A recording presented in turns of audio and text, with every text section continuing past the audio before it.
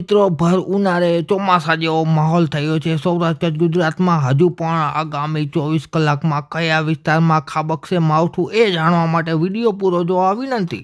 તારીખ 18 માર્ચ અને સાંજના તાજા હવામાન સમાચાર જોઈએ તો મિત્રો હજુ પણ માવઠાનો માહોલ છે। એ આવતીકાલે આ તો ફક્ત આજનો દિવસ 18 તારીખનું તો ફક્ત ટેલર હતું, પરંતુ આવતીકાલે માવઠાનો સાચો ખેલ જોવા મળશે। મિત્રો 19 તારીખની આપણે સીધી વાત કરવાની છે। 19 તારીખની વહેલી સવારની વાત કરીએ તો અરબ સાગરમાં કાળા ડિબાંગ વાદળો જોવા મળશે, તમે અહીં જોઈ શકો છો। અને પાકિસ્તાનના વિસ્તારમાં પણ સાથે સાથે છે એ માવઠાનો માર સહન કરવો પડશે। 19 તારીખ વહેલી સવારની વાત કરીએ તો વહેલી સવારે કાળા ઘટ વાદળો છે એ કચ્છના વિસ્તારમાં જોવા મળશે, જેમાં ખાવડા, નલિયા, ભુજ, માતાના મઢ, ગાંધીધામ, માંડવી વિસ્તારમાં તેમજ બોર્ડર આસપાસના વિસ્તારોમાં સાથે સાથે પશ્ચિમ સૌરાષ્ટ્રમાં પણ ઝાકળરૂપી વાદળો છે એ મિત્રો જોવા મળશે। ત્યારબાદ આપણે વાત કરીએ તો 19 તારીખ અને સવારના 9 વાગે છે એ કચ્છના છૂટા છવાયા વિસ્તારમાં ઝાપટાનો પ્રહાર છે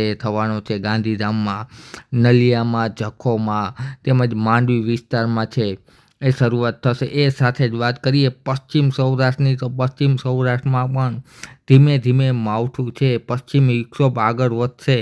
બપોરના સમયની વાત કરીએ તો બપોરના સમયે ઘણા વિસ્તારમાં વાતાવરણમાં પલટો આવવાનો છે મિત્રો, મોટો પલટો આવવાનો છે, જેમાં ખાસ કરીને દ્વારકા વિસ્તાર, આ ઉપરાંત સલાયા, ખંભાળિયા વિસ્તાર, જામનગર વિસ્તાર, પડધરી, ત્રોલ વિસ્તાર, મોરબી વિસ્તાર, સાથે સાથે કાલાવડ, જામજોધપુર, લાલપુર, રાજકોટ, ચોટીલા વિસ્તારમાં, આ ઉપરાંત સામે કાંઠે માંડવી, નલિયા, ગાંધીધામ સહિતના વિસ્તારોમાં છે એ છૂટા છવાયા વિસ્તારોમાં ગાજવીજવાળો વરસાદ છે બપોરના સમયે જોવા મળશે મિત્રો। ત્યારબાદ આપણે સાંજની વાત કરીએ તો સાંજના સમયે તમે જોવો છો પાકો કલર, પીળો કલર જોવા મળી રહ્યો છે। જામનગરની આસપાસ હવામાન ચાર્ટ ફૂલ પોઝિટિવ થયા છે। જામનગર, મોરબી તેમજ ધ્રોલ વિસ્તારમાં, આ ઉપરાંત રાજકોટ, ગોંડલ, કોટડા, સાંગણી, જામજોધપુર, આ ઉપરાંત વાત કરીએ ભાણવર, ખંભાળિયા વિસ્તારમાં તેમજ દ્વારકા વિસ્તારમાં,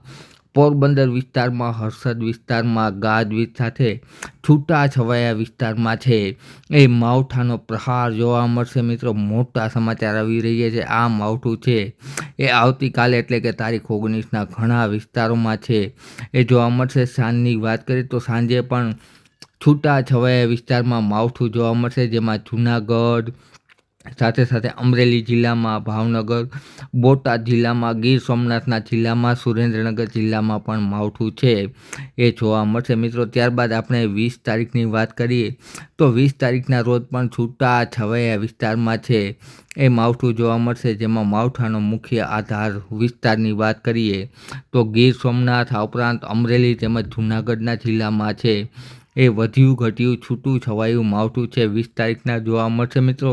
આ ઉપરાંત પણ ત્યારબાદ પણ એક મોટી આફત આવી રહી છે પશ્ચિમી વિક્ષોભની, જેને લગતી વાત છે એ આપણે આવનારા વિડીયોમાં કરતા રહેશું, માટે અમારી ચેનલ સબસ્ક્રાઈબ કરી અને વિડીયો ખેડૂત ગ્રુપો સુધી શેર કરી દેજો મિત્રો। વિડીયો જોવા બદલ ખૂબ ખૂબ આભાર।